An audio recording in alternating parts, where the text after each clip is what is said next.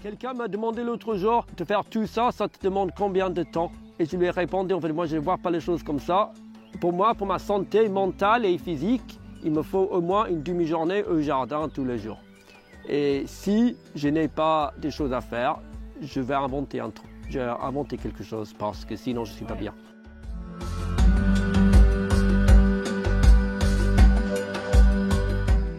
Mais travailler le sol, après je ne suis pas scientifique, donc je peux pas vraiment dire. Moi je trouve que c'est bizarre. J'ai des gens qui me critiquent, tu vois. Ils viennent chez moi, ils me critiquent en disant mais tu travailles ton sol, c'est pas bon. Et en fait j'ai un truc qui bloque dans ma tête, mais comment c'est pas bon? Tu vois, tu regardes les animaux, il y a beaucoup, tu vois, tu regardes le sanglier. Est-ce qu'il a ce même complexe, tu vois? Tu regardes le rouge-gorge, est-ce qu'il a même ce complexe? Tu vois le rouge-gorge en train de mettre son bec dans le sol, tu devrais dire, mais rouge-gorge, arrête-toi, tu travailles mon sol. Pourquoi pas libérer le sanglier en toi, tu vois, et juste te fouler dans la terre et passer un bon moment.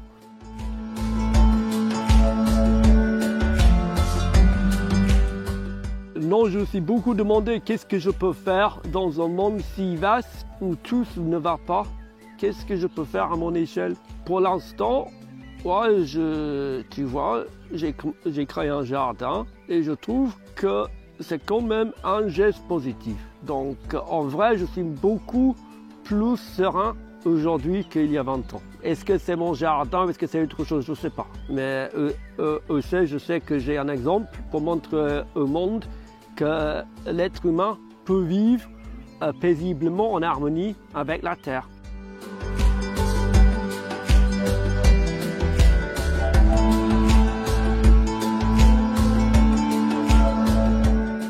Dans la première partie de ce reportage, vous avez pu visiter en audio ce que j'appelle le mini-bocage de Samuel Lewis, la petite ferme dont il prend soin avec l'aide de son père et sa sœur en Centre-Bretagne.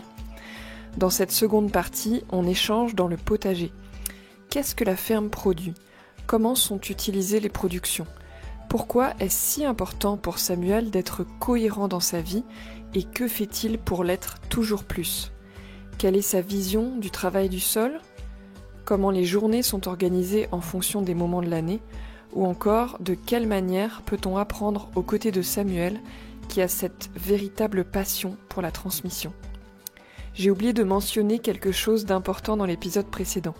Je vous avais promis de vous expliquer les liens qui se tissent entre les récits, entre les rencontres de la saison 5. Ce qui relie Samuel aux épisodes 140 et 141 avec la ferme des Hautes-Terres, c'est que j'ai retrouvé Bastien et Gaspard à la fête de la faux et des outils qui rendent libre. C'est un événement que Samuel adore et il était donc présent pour donner plusieurs ateliers et surtout échanger parce que c'est super important pour lui. Dans l'épisode 140, Bastien présente d'ailleurs les clôtures qu'il a entretenues après avoir aiguisé sa faux à la fête. J'étais juste à côté de lui, en train d'aiguiser la mienne, et Samuel Lewis était en train de faire une initiation à l'usage de la houe. Je suis Opaline, créatrice du podcast Agroécologie Voyageuse. Cet épisode fait partie de la série Habiter la Terre, de la saison 5, qui a pu exister grâce au soutien précieux de donatrices et donateurs. Aujourd'hui, je remercie sincèrement Fabienne, Marion, Audrey, Angèle, Pauline, Ludovic, Léo, Sylvana, Alexandre et Frédéric. Belle écoute.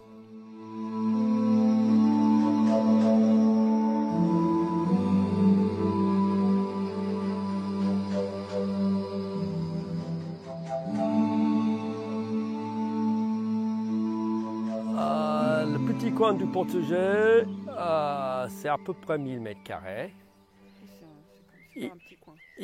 Oui, c'est très grand, mais en fait, c'est peut-être la 4e fois qu'on a bougé notre potager depuis qu'on est ici. On avait racheté ce champ, c'était en friche. J'ai coupé les ronces et j'ai découvert une terre miraculeuse. Moi, j'ai dit c'est une terre miraculeuse, c'est légère. C'est légère. Ah oui. C'est juste du compost. Et en fait, l'histoire de cette terre, c'est qu'il y a un chemin creux en bas et une route à côté. Donc, c'était trop petit pour labourer. Donc, ils n'ont jamais labouré au tracteur. Et la vieille dame, fine, Tilly, qui habitait ma petite maison, elle faisait son potager avant que nous sommes arrivés. Et on m'a raconté qu'elle avait des fleurs et des légumes et c'était beau, tu vois. En fait, en parlant de cette génération, c'est grâce à son travail que j'ai de la bonne terre. Elle avait soigné ses terres, elle avait fait son jardin. Et à l'inverse de ce qu'on fait aujourd'hui, là où est l'homme, c'est de pire en pire et on empoisonne. C'est là où fille Tilly avait cultivé son jardin, elle avait laissé une petite trace d'elle. Une petite trace et c'était une bonne terre.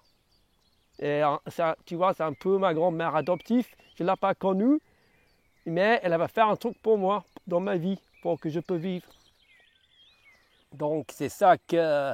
Donc on s'était dit, bon, on refait ce jardin beau. Et c'est vrai que c'est magique. Et moi, je œuvre que la terre va rester aussi fertile pour toute ma vie. Une question que j'avais, c'est du coup aujourd'hui, avec 3 hectares, dont peut-être 2,5 hectares de vraiment cultivés ou... En fait, j'ai 4 hectares et j'ai 1 hectare que je ne fais rien du tout. Okay. Parce que c'est trop. Ouais. Et j'ai 3 hectares que j'entretiens. Et j'ai 3000 mètres carrés que je cultive pour les cultures. D'accord. Et le reste, je fauche. D'accord. Donc, tu as 3000 mètres carrés, tu es paysan, vivrier, avec 4 hectares, 3000 mètres carrés cultivés, et le reste, c'est pour la vie, quoi. Tu l'entretiens et pour la vie et pour nourrir tes cultures. Oui, l'herbe, j'utilise pour nourrir mes cultures. Alors, l'autre jour, j'ai rencontré un gars qui te connaît. Enfin, il a visité ta ferme ou je sais plus, il a vu tes vidéos. Et il était très critique. Je vais me faire l'avocat du diable. Il disait que ce modèle n'était pas duplicable. Donc tout à l'heure, on en a discuté. Ouais. On a dit qu'il n'y avait pas de recette. Et du coup, pour que les gens comprennent bien concrètement ce qui se passe ici, parce qu'il y a plein de gens qui te voient sur YouTube, qui te voient dans des articles, qui se disent « Oh là là, en vrai, qu'est-ce qu'il fait vraiment ?» Et moi, j'aime bien l'authenticité. Ouais. Sur ces 3000 mètres carrés, tu cultives, tu l'as dit tout à l'heure, un certain nombre de choses, des légumes, des céréales, des patates, du blé noir, et beaucoup de vie aussi. Est-ce que des pommes aussi, des noisettes, et peut-être d'autres fruits un petit peu? Oui, je fais mon mieux, mais les pruniers sont malades. J'ai des pêches de vigne, un peu de prunes, quelques poires, mais ils sont malades aussi. J'avais acheté des trucs pourris. Ils ont tous chopé le chancre. Mais des châtaignes, j'ai beaucoup de châtaignes. Okay. Pour moi, on ne peut pas faire de recette, on ne peut pas copier quelqu'un.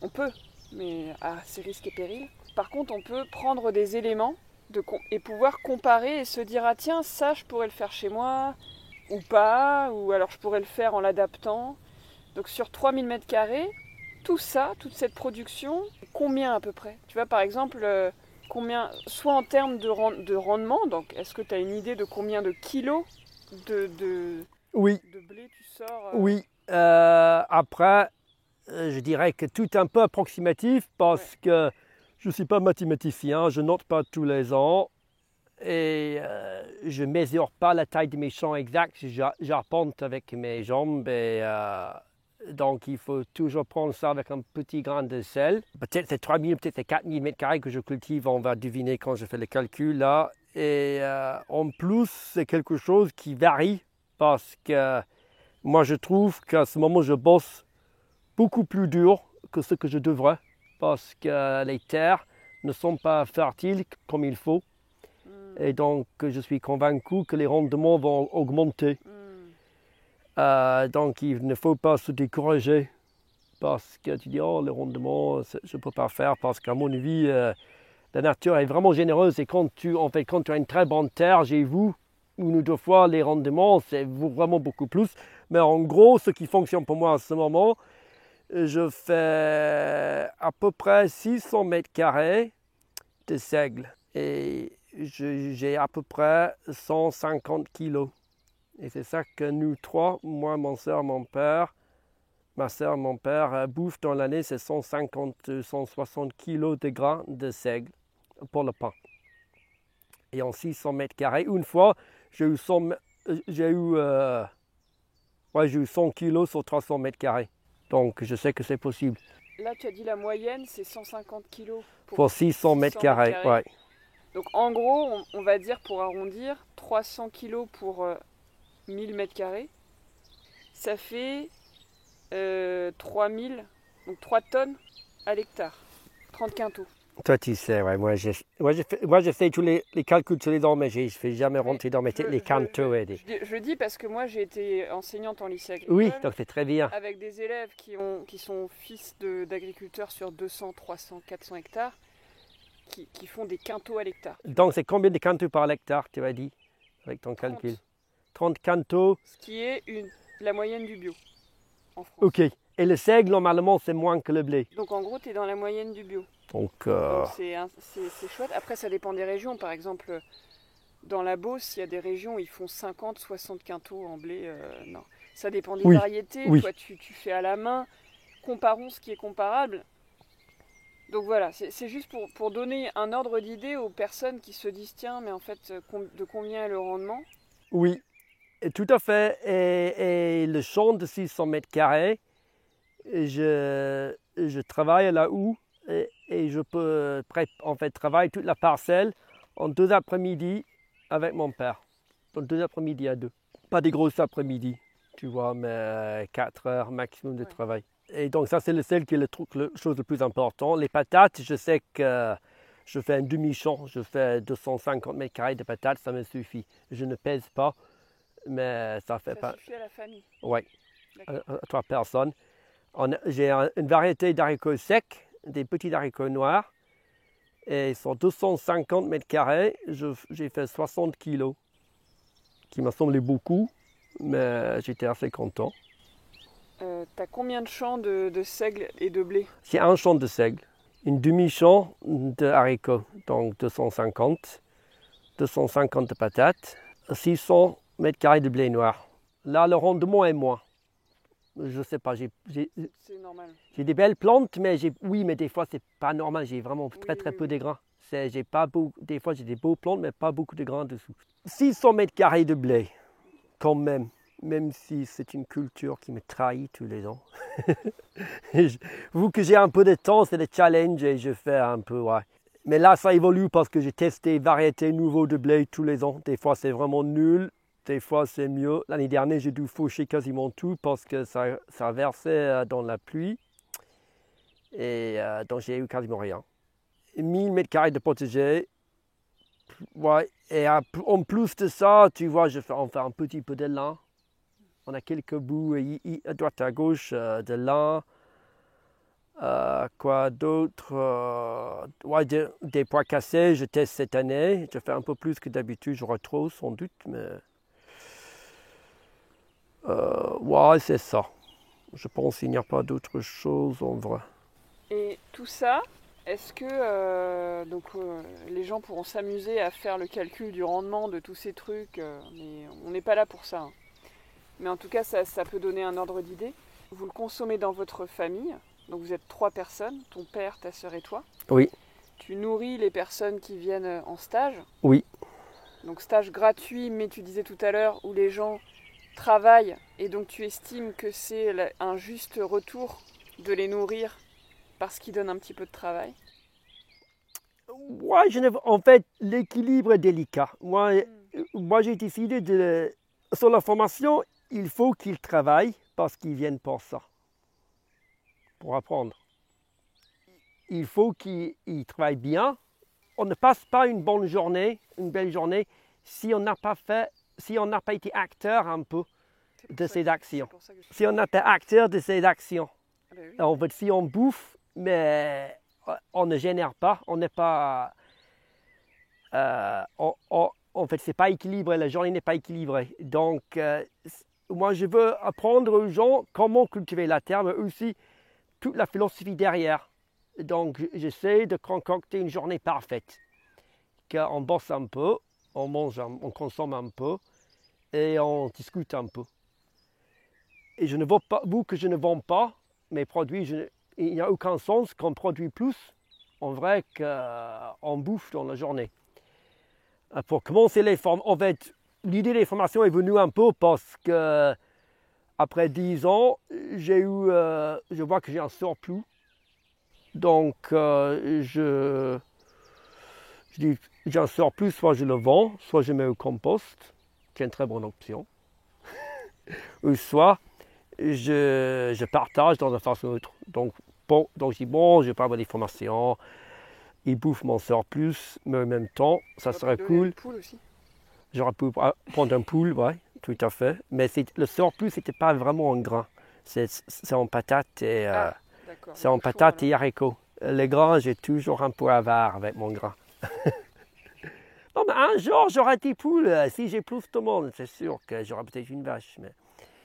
Mais c'est sûr qu'on achète des choses. On achète des choses au magasin, mais l'important de moi, c'est de savoir que je n'ai pas besoin. Mais j'achète des choses pour avoir une alimentation plus variée. Mais pour moi, personnellement, je n'aurais pas besoin. Je peux manger des poireaux en hiver. Du coup, ça fait une subtile transition avec le sujet de la logique. Oui. Est-ce que c'est quelque chose dont tu as envie de parler? Oui. Parce que tu pourrais décider qu'avec ta famille, vous êtes totalement autonome dans le sens plutôt autarcique, c'est-à-dire aucun partage, vous gardez tout pour vous et puis vous achetez rien à l'extérieur. Toi, tu préfères partager à des gens qui viennent en formation. Donc il y a une partie de la nourriture qui est partagée en formation. Aujourd'hui, il n'y a plus trop de surplus. Sur ma ferme? Ouais. Aussi. Ok. De certaines choses. Oui, si. Du cidre? Oui, mais du cidre, mais aussi sur... Non, mais après, un bon agriculteur, il a toujours du surplus. Et il stocke ça pour l'année suivante. Tu achètes parfois des chips, ouais. du fromage, du beurre, du riz. Ouais, oui, moi j'aime pas trop, mais oui, mais j'habite en famille, tu vois, j'habite en famille. Il y a aussi les besoins. Oui, mais ça m'aide parce que je pense que tout ça, je serais trop radical et c'est pas bon. C'est bien de vivre avec les gens. Ok. Est-ce que tu estimes que tu es cohérent, toi, dans ton mode de vie, du coup? Pour moi, c'est ça qui m'intéresse, c'est la cohérence. Je pense que dès que je suis petit, en fait, je pense que c'est normal quand tu es jeune, tu es à la recherche de la cohérence. Tu poses des questions assez pointues des fois aux adultes. Et pourquoi on fait ça? Et les enfants, ils sont bien pour ça. Ils te posent des questions. Et il me semble que des fois, petit à petit, on se perd dans la vie. Et tu vois des choses... tu deviens pris dans les choses et ça commence de manquer la cohérence et tout d'un coup, toi, tu deviens l'adulte et c'est l'enfant qui te pose des questions et tu ne sais pas comment répondre. Mais je trouve que c'est triste parce qu'en vrai, si tu veux la confiance des générations qui viennent, c'est parce qu'ils comprennent ta démarche. S'ils ne comprennent pas ta démarche, ils ne vont pas t'accompagner. Donc, et évidemment, toute démarche, il faut toujours la relève. En fait, dans la nature, on voit vraiment ça. Tu plantes un arbre, c'est toi qui le plantes, c'est la génération suivante qui s'en coupe et c'est la troisième génération qui le coupe. Et si tu n'as pas cette compréhension entre générations, l'arbre, en fait, ton effort il n'aura jamais du suivi. Donc pour moi, il faut essayer, pour moi c'est logique pour un être humain d'être logique. Même si tu n'es pas cohérent, je trouve que c'est très pertinent pour quelqu'un de te dire, mais ce n'est pas cohérent. Et toi, tu dois être content et d'essayer, ça sera logique pour toi d'essayer de corriger tes... donc, moi, j'essaie d'être logique et j'essaie de répondre quand les gens me demandent. En fait, j'aime bien quand les gens m'attaquent. Moi, j'ai dit, je m'ennuie, c'est comme du boxe, tu vois, je m'ennuie quand j'ai pas de gens dans ma vie. J'aime bien que les gens m'attaquent un peu sur des points sensibles. Ça fait mal, après, ça t'aide à avancer. Alors qu'est-ce que tu as fait évoluer récemment pour être plus cohérent? Après, je pense dans ma vie, je cherche l'autonomie, mais c'est pas en fait l'autonomie c'est beaucoup, tu vois, c'est parce que je pense que c'est impossible de s'en passer de l'argent. Donc, il faut gagner un peu d'argent. Et il faut faire quelque chose d'éthique. Ce n'est pas logique de ne pas être éthique dans ta vie. Tu n'as qu'une vie et pourquoi faire un truc pourri? Donc, il faut trouver un moyen de gagner un peu d'argent en faisant quelque chose d'éthique. C'est bizarre parce que j'ai envie d'être au jardin. Je trouve que le cadre est beau. Mais en même temps, je ne veux pas vendre mes produits, donc ça ne me donne pas de revenus. Donc, il faut que je bosse en ordinateur pour gagner l'argent. J'ai déjà testé dans ma vie de passer tout mon temps dehors et je n'étais pas content. Parce que j'avais un truc qui manquait dans ma vie. J'avais peur. C'est qu'est-ce qui va se passer pour payer les taxes foncières? Qu'est-ce qui va se passer? Tu vois, en fait, je n'avais pas l'argent pour payer mon pétrole. En fait, j'étais dépendant de mes parents, donc j'étais pas tranquille. Donc, je n'étais pas heureux. Donc, en passant un peu de temps sur l'ordinateur, dans un cadre moins bucolique, en fait, je suis plus tranquille que si je faisais tout le temps du jardin. Et donc, moi, je trouve que le jardin, c'est pas mal. J'ai trouvé un truc que je me nourris assez bien. Un point faible que je trouve, je ne suis pas assez peut-être ancré sur la société avec des gens. Donc, j'aimerais bien gagner un peu plus de sous. Mais en faisant quelque chose, à ce moment, je fais mes dessins et mes livres. Je suis dans une petite boule depuis quelques mois parce que je vends pas mal grâce à une vidéo sur YouTube. Mais j'imagine que ça ne va pas durer, donc je prends pour la suite. Je ne suis pas sûr, je ne suis pas convaincu que je gagne assez pour payer tout ce qu'il faut payer. Ouais, actuellement, tu as des revenus de tes dessins, de tes livres, un tout petit peu. Oui. Mais une vidéo sur YouTube, en fait, des pubs YouTube, c'est ça? Non, en fait, c'est une vidéo qu'un Américain a fait sur nous. Et après, il a mis un lien vers nos livres à la fin. Ah, donc c'est pas la vidéo. Non, c'est grâce aux vidéos que je vends des livres. Voilà. Mais c'est les livres. Bien de le préciser. Tout à fait, ouais, c'est pas grâce aux pubs des vidéos. Non. Non, parce que pour moi, c'est pas circulaire en fait, le truc. C'est pas cohérent pour toi. Oui. Et du coup. Après, pendant 20 ans, on a fait un journal avec mes parents. Mais c'était bien au début. Et à la fin, je pense que c'était plus logique de le faire. Donc, on a arrêté. Donc, il faut trouver des sous autrement. Donc, je vais voir, c'est une aventure. Mais aussi, je pense qu'il faut des gens. Je pense que la suite, tu vois, j'ai 38. Et je pense, tu vois, j'ai pas d'enfants. Je vois des autres gens qui ont des enfants. Et je vois qu'aujourd'hui, dans la société dans laquelle on vit, ce n'est pas forcément tes enfants qui vont reprendre ton travail. Avant, c'était le cas, un peu, mais aujourd'hui, mais je pense que c'est la transmission, comment tu transmets ta passion. Je pense pour être cohérent, parce qu'à un certain moment, tu as besoin d'aide, en fait, tu ne peux pas tout faire tout seul, il faut la relève. Et c'est un peu ça, mon idée de formation, en fait, c'est de créer une sorte de famille. Des gens où je peux transmettre mes passions. Ils m'apportent des choses aussi, ils me challengent sur mes points faibles. Parce qu'on a besoin de ça aussi, en fait. On a besoin des gens qui viennent chez toi et qui disent « Mais pourquoi tu fais ça ?» Et moi, je me dis ça, si je n'ai pas d'enfant, qui va me challenger, en fait? Donc, ouais, il y a ça aussi. Donc, ce sont les trois choses. Ouais, c'est l'argent, c'est la terre et après, c'est les gens. C'est les trois choses qui me... Pour avoir une vie équilibrée, je pense peut-être qu'il faut avoir tout ça en place. Il y a aussi un élément qui est important, c'est qu'aujourd'hui, il y a 2 maisons sur le lieu. Il y a la petite maison en pierre. 3 même. Ouais. Toi, tu vis en partie dans la maison en pierre et en partie chez tes parents. Oui. Et est-ce qu'à l'avenir, dans 20 ans par exemple, t'imagines vivre totalement dans la maison en pierre ou tu t'es projeté un peu ou c'est encore... Parce que tu vois, pour ceux qui imaginent un modèle d'autonomie, est-ce que tu pourrais avoir ta propre maison, par exemple? Quand j'étais jeune, je pensais qu'il fallait avoir ma propre maison.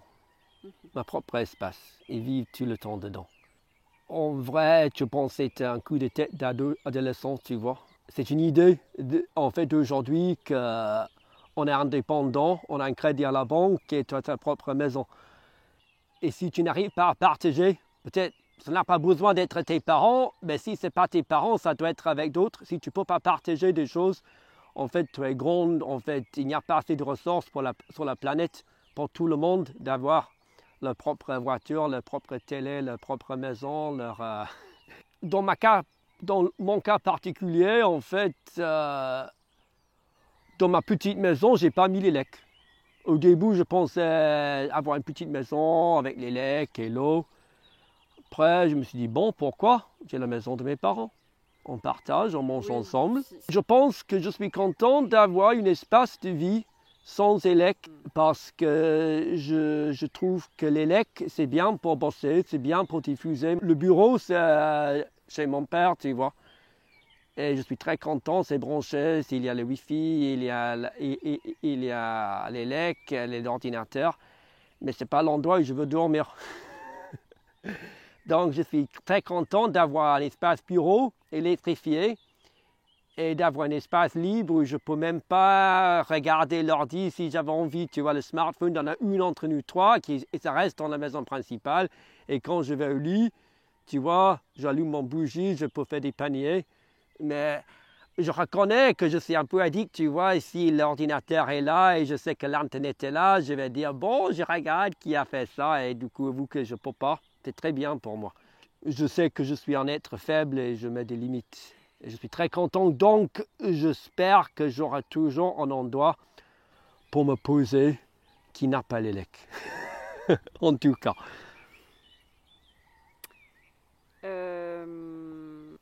Tu travailles combien de temps par jour? En quoi? Travail de quoi?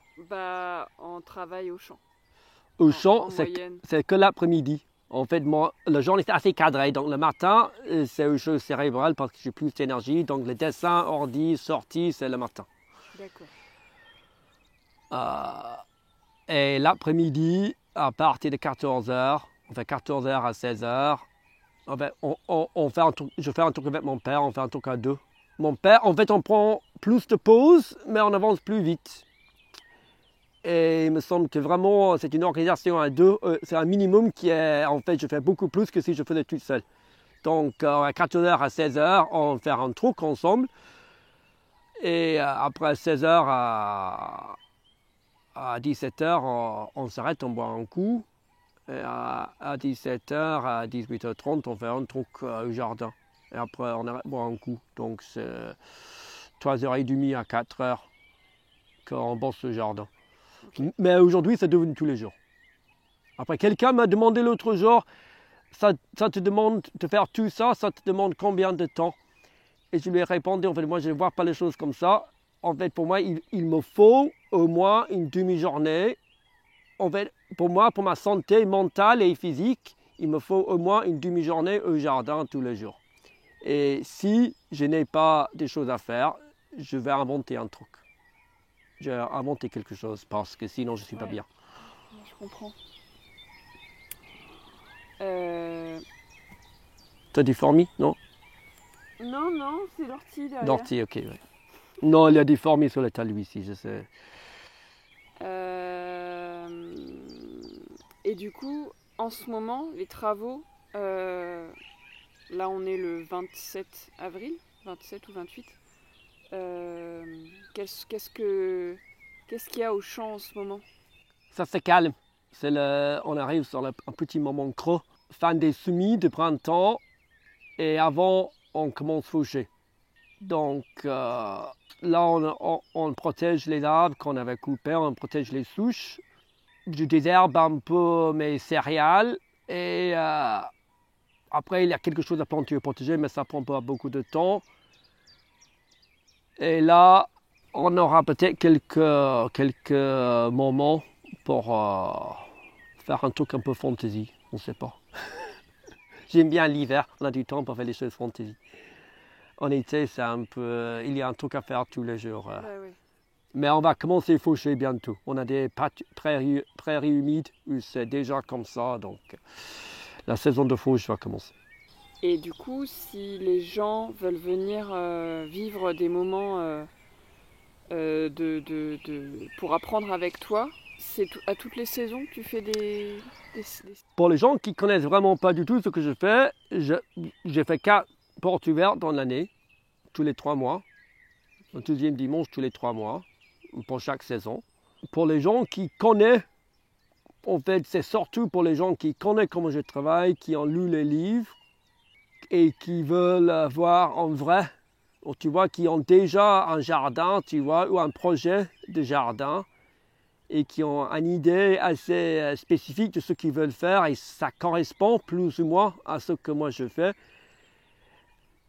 J'organise des formations à tout moment de l'année. À ce moment, c'est en évolution. Donc, c'est vraiment selon la demande. Et en fait, moi, je dis aux gens de m'écrire, d'expliquer un peu leur projet.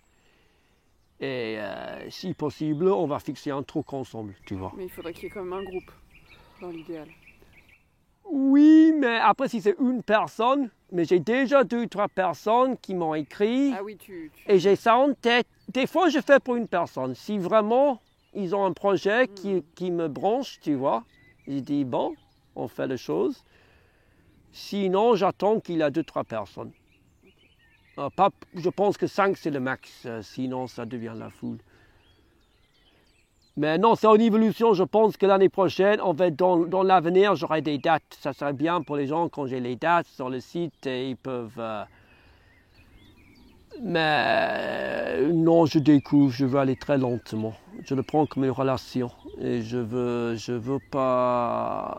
que ça passe bien et je vais très très doucement. Et comme ça, je me connais bien.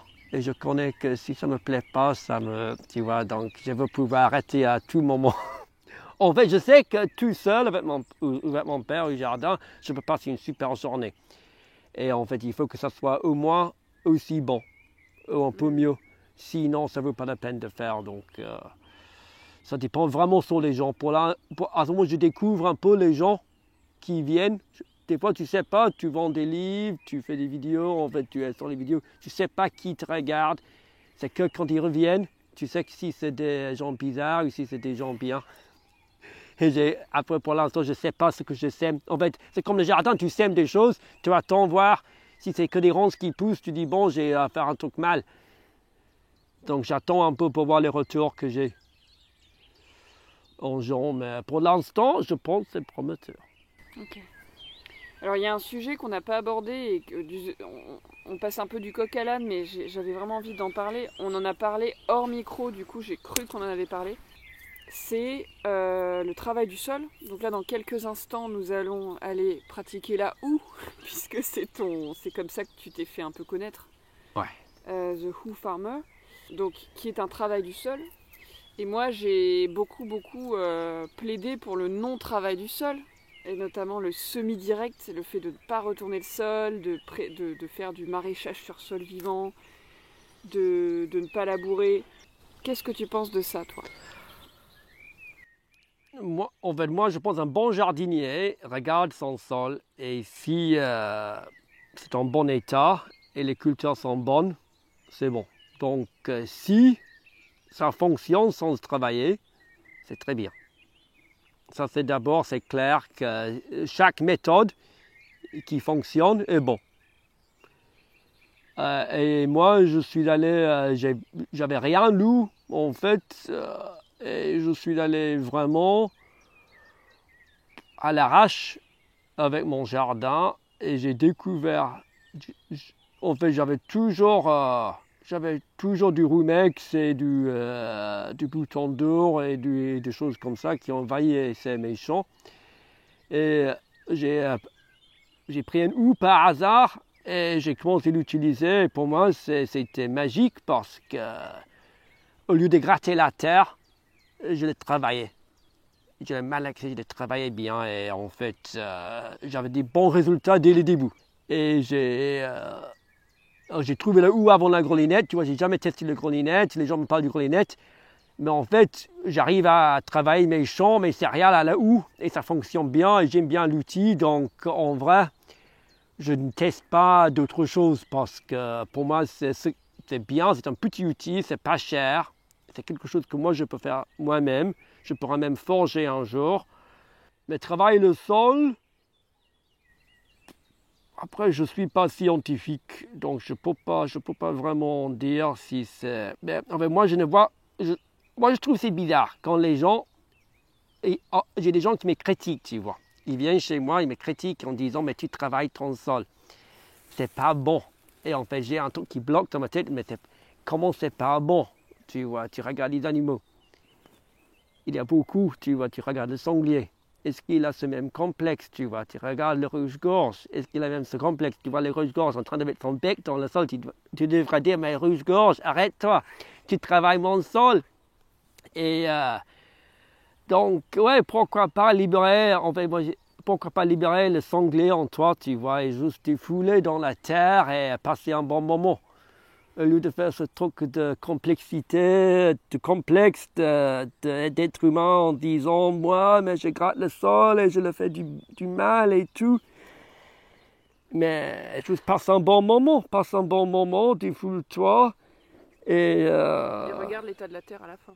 Et regarde si elle donne. Et regarde, ouais, si tu es un sanglier, regarde s'il y a des châtaignes de terre l'année suivante, tu vois. Si, après, je pense que les bêtes qui tuent et empoisonnent la terre sur laquelle ils ont besoin de vivre ne survivent pas dans le long terme. Donc, en tout cas, on verra l'avenir direct qui est... Mais oui. Mais en fait, pour moi, les paysans, ils ont travaillé la terre pendant des milliers d'années. Tu retrouves même le charroux, tu vois. Moi, je n'ai pas de charroux. Je trouve que les gros charroux d'aujourd'hui sont trop... En fait, les tracteurs, c'est trop de puissance. Tu ne sais pas ce qui passe derrière. Mais les petits charroux, en fait, les gens...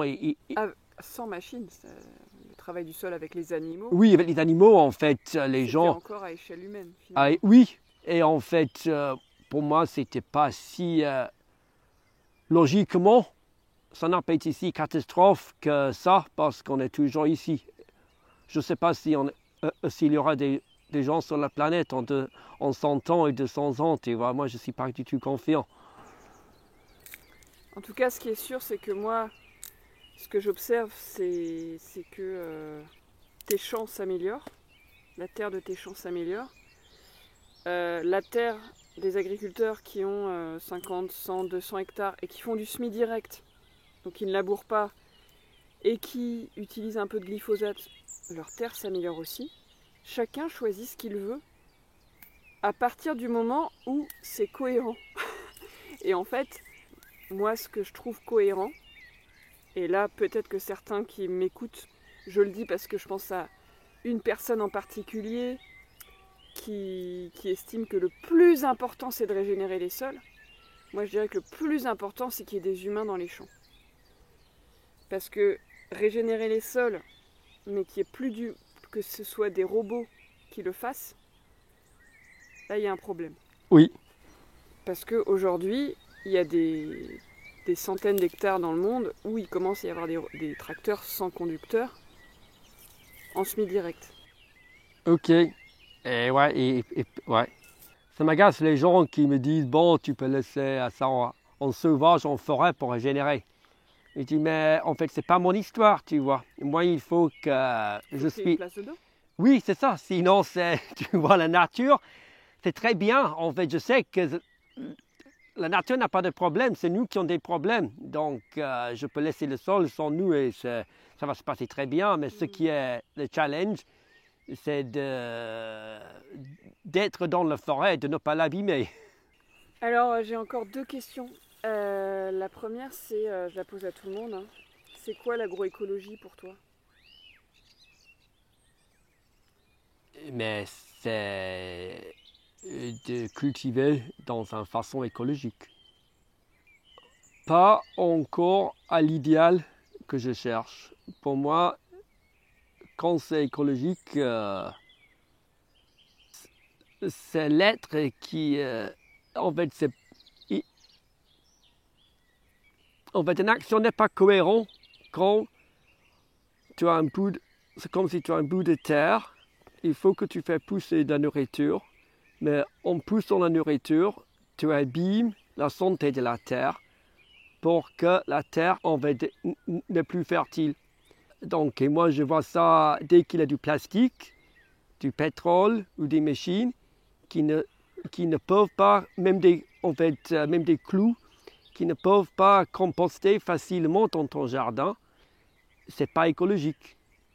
Donc chaque fois qu'il y a du plastique, tu dis mais peut-être ça aide à ficeler mes tomates ou ça aide à faire le serre, mais ça n'aide pas le jardin. Et du coup, c'est pas écologique.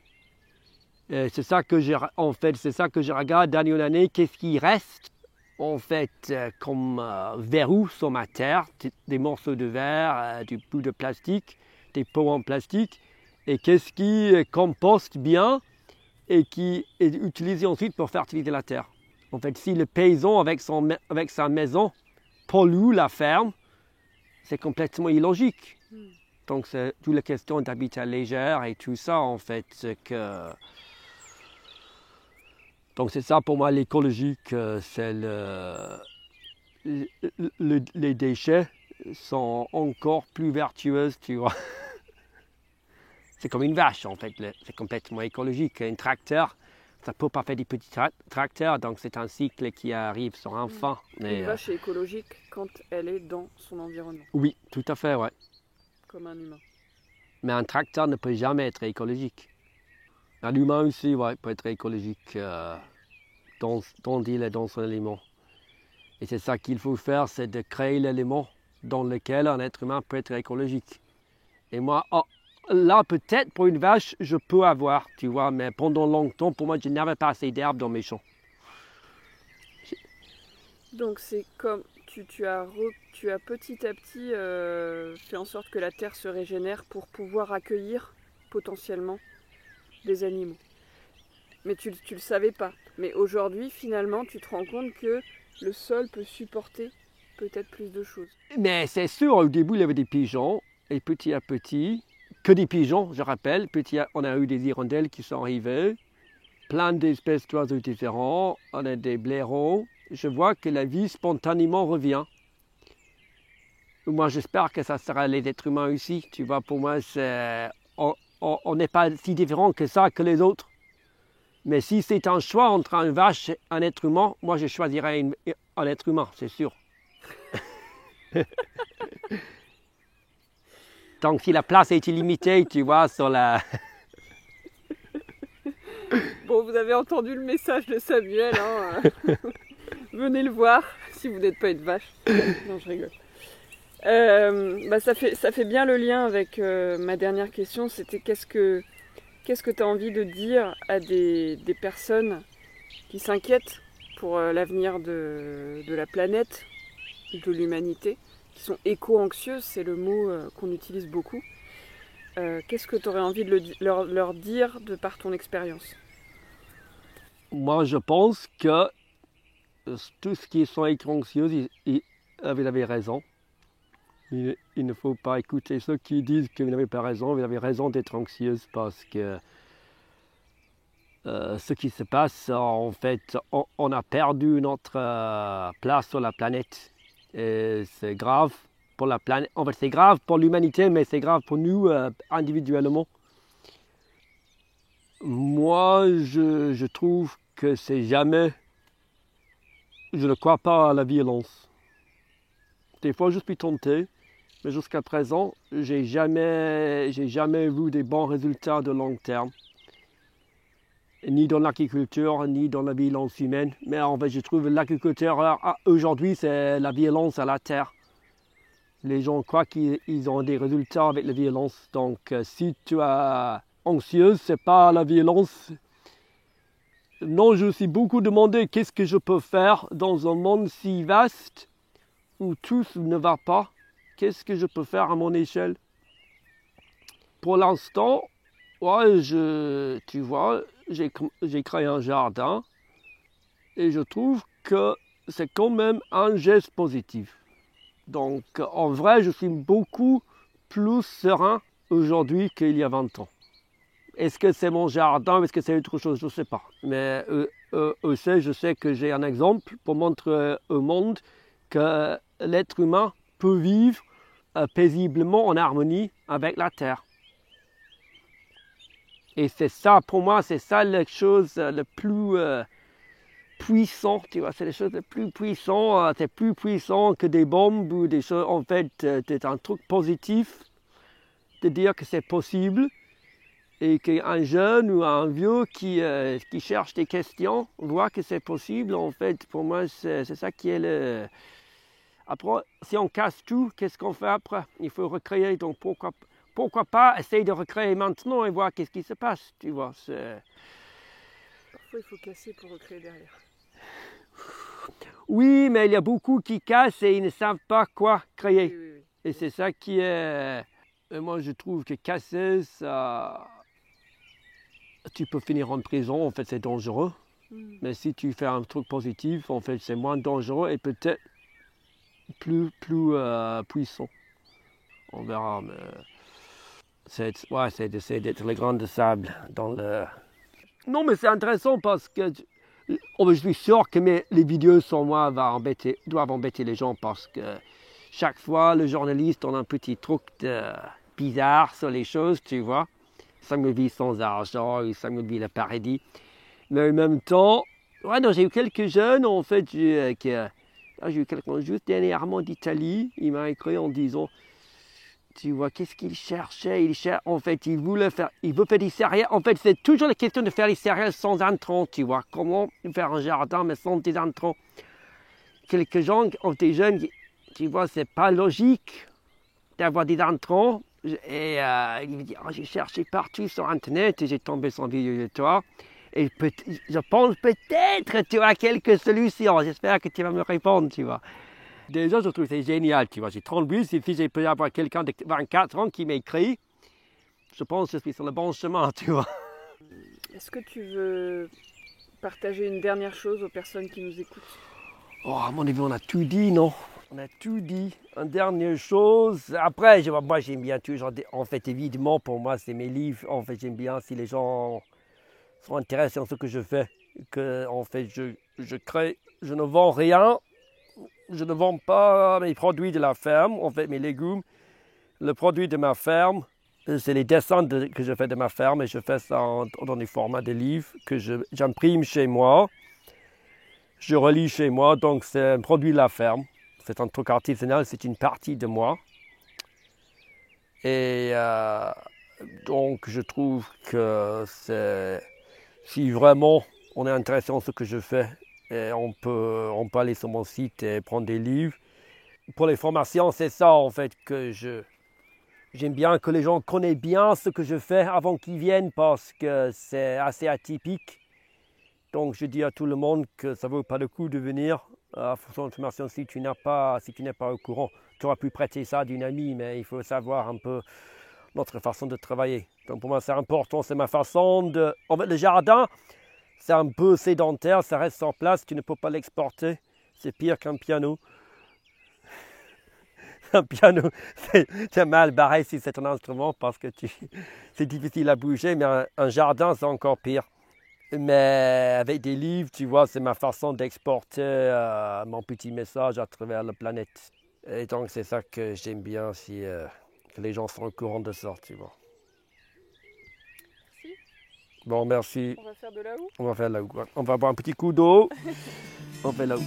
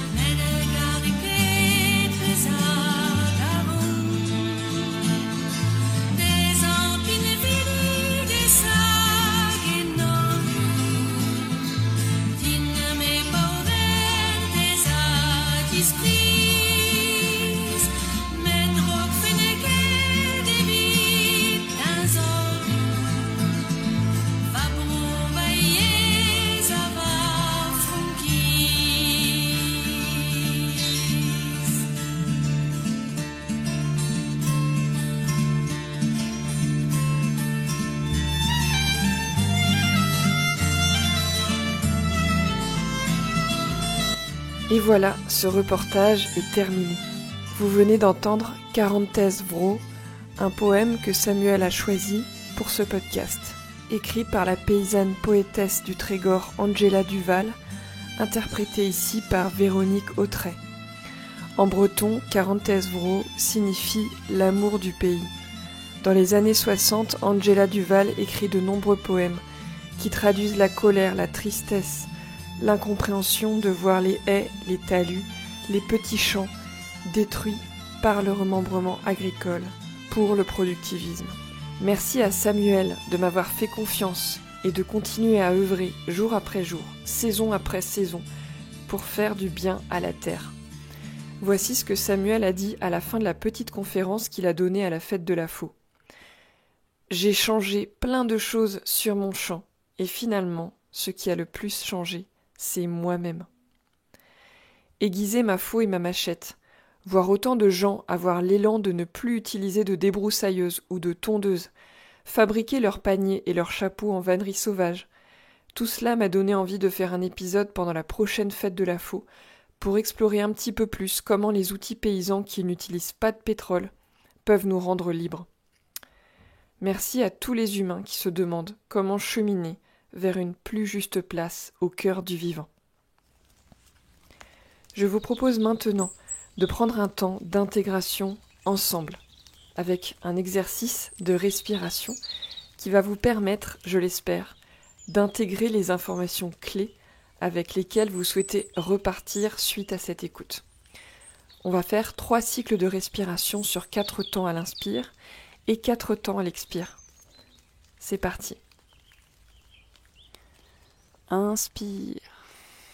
2, 3, 4. Expire. 2, 3, 4. Inspire. 2, 3, 4. Expire. 2, 3, 4. Inspire. 2, 3, 4. Expire. 2, 3, 4. Alors, comment vous sentez-vous ? Quels apprentissages sont en train de germer suite à l'écoute de ce reportage ? S'il vous a plu, je serai très heureuse d'avoir vos retours via un commentaire sur Spotify ou YouTube. Vous pouvez aussi m'écrire sur opaline@agroécologievoyageuse.com. Pour aider à la diffusion de ce podcast, vous pouvez mettre 5 étoiles sur votre plateforme d'écoute ou encore l'envoyer à 3 personnes qui pourraient se nourrir de cette écoute. Vous pouvez aussi vous abonner au Mycélien et recevoir chaque mois les derniers épisodes et des ressources pour nourrir votre agroécologie intérieure. Le podcast Agroécologie Voyageuse est indépendant. Vous pouvez soutenir les prochains épisodes en faisant un don sur le lien Tipeee en description de l'épisode. À bientôt. Et surtout, pensez à mettre les mains dans la terre. Elle en a grand besoin et ça vous fera vraiment du bien.